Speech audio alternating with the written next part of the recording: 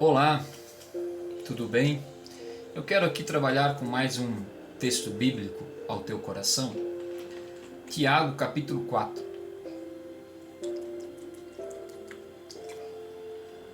Beba água, viu? Água faz bem para a saúde, beba bastante água. Tiago capítulo 4. Nós temos algo muito interessante aqui. Eu vou ler a partir do versículo 1, onde diz o seguinte: de onde vêm as discussões e brigas em seu meio? Acaso não procedem dos prazeres que guerreiam dentro de vocês? Querem o que não têm e até matam para consegui-lo. Invejam o que outros possuem, lutam e fazem guerra para tomar deles. E no entanto não têm o que desejam porque não pedem.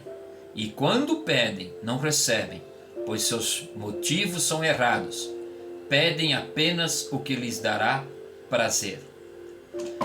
Por que muitas vezes nós temos essa impressão? Pessoas às vezes chegam até nós e dizem: missionário, eu pedi tanto para Deus e Deus não me deu. Será que faltou fé? Será?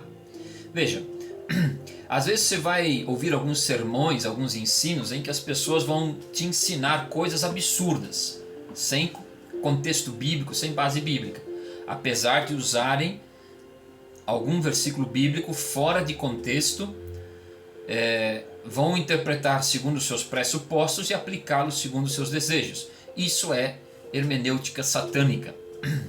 Então, afirmo que se você fizer lá o voto disso, o voto daquilo, se você fizer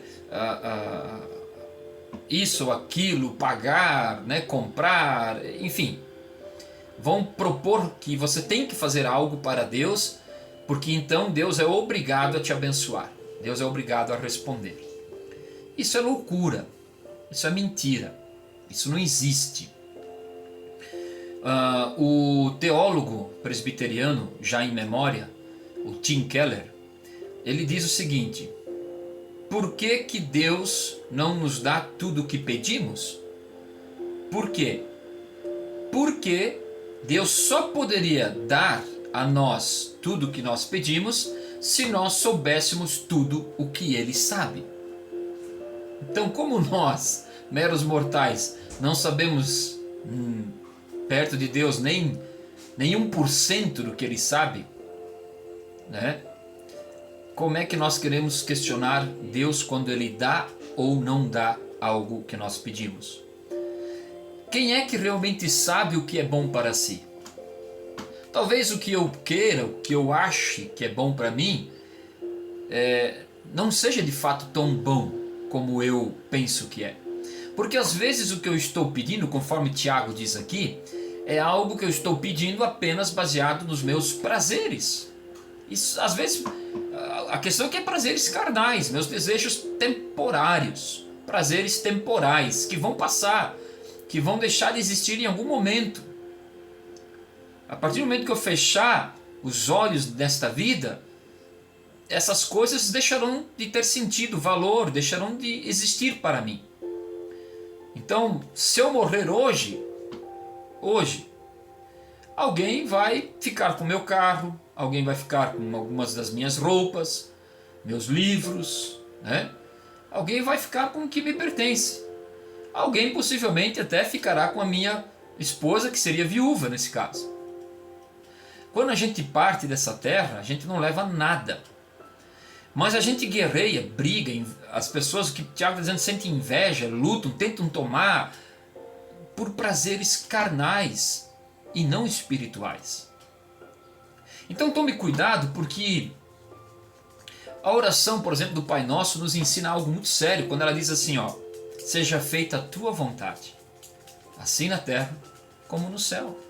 Devemos nos aproximar de Deus com muito cuidado. E quando você olha para a oração do Pai Nosso, né, alguns dividem ela em 6 sessões, outros em 7, mas só tem um: dai-nos o pão nosso de cada dia. O resto é voltado para espiritualidade, para adoração, para a glória de Deus. O resto da oração. Só tem um momento em que ela abre para nós a oportunidade de pedir algo em nosso próprio favor, em nosso próprio desejo, enfim. A Bíblia vai dizer: tornem-se todas as vossas petições conhecidas diante de Deus. Pedi, pedi, dar-se-vos-á. E esse não é o problema.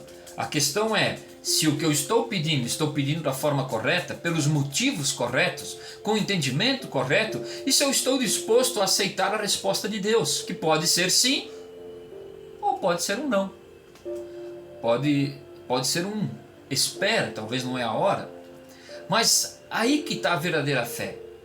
Porque muitas pessoas, quando fazem essas campanhas, né, esses votos, que alguns os impõem a fazer, e Deus tem que responder se você fizer, se você comprar tal objeto, se você fizer tal voto, se você fizer assim, assado, frito, cozido, né, não quero aqui entrar em detalhes para não causar aí algum tipo de constrangimento ou polêmica.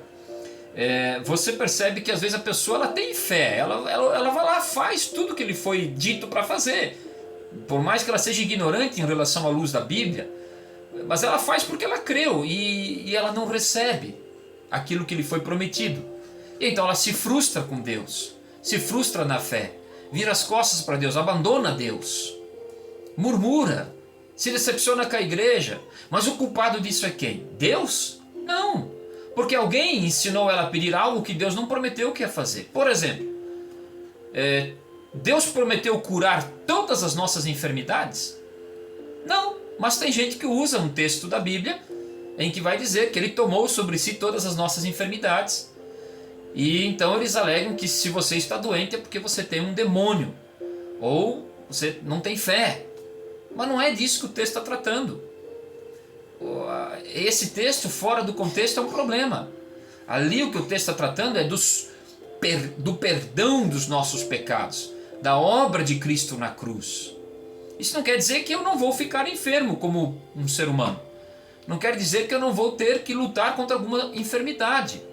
E tem homens de Deus que terminam o seu ministério, a sua vida, lutando contra um câncer, por exemplo. Tem pessoas que têm que enfrentar enfermidades. Ok, existem enfermidades que a procedência, a causa pode ser diabólica, demoníaca? Sim, podemos ver isso na vida de Jó. Foi Satanás que tocou na saúde dele com permissão de Deus. Mas Deus não permitiu tocar na alma de Jó, matá-lo. Mas nem toda enfermidade é Satanás, é um demônio que está ali agindo. Nem toda enfermidade é um espírito que está ali agindo. E se você fizer algo para Deus, né, algum voto, alguma campanha nesse sentido de cura, e de repente você pode ser curado, porque talvez você tenha fé, creia, e a vontade de Deus é de te curar, e Ele te cura. Eu não estou dizendo que Deus não cura, mas e se Deus não te curar? Então quer dizer que você não tem fé, que a Bíblia é mentirosa, que Deus não existe? Não, talvez é mais vantagem você passar pela enfermidade, e essa enfermidade Deus vai usar para trabalhar com você, trabalhar com a tua vida espiritual, vai te tornar mais humilde, vai te tornar mais temente, vai fazer você se aproximar mais de Deus, orar mais, ler mais as Escrituras. Tem enfermidades, tem situações na nossa vida que elas produzem isso. Não é por um acaso que Romanos 8:28 vai dizer o seguinte: todas as coisas contribuem juntamente para o bem daqueles que amam a Deus. Todas as coisas, boas e ruins, mas todas as coisas contribuem juntamente para o bem daqueles que amam a Deus. Então perceba que nós temos que ter esse cuidado de observar a Bíblia dentro do seu contexto, para que nós não sejamos enganados e frustrados. Então perceba que às vezes tem coisas que Deus vai agir de uma forma que nós não compreendemos. Nós jamais vamos compreender os sentimentos de Deus, os atributos de Deus numa plenitude. Deus está acima de nós. Deus, Ele habita na luz inacessível. A justiça de Deus não é como a justiça humana. O amor de Deus não é como o amor humano. A misericórdia de Deus não é como a misericórdia que nós temos, se é que nós temos. A ira de Deus não é como a nossa ira. Então nós temos que entender que Deus, Ele trabalha de várias formas. Algumas pessoas Ele cura milagrosamente, sim, e isso fato, não tem como negar. Quero deixar claro que eu creio nisso.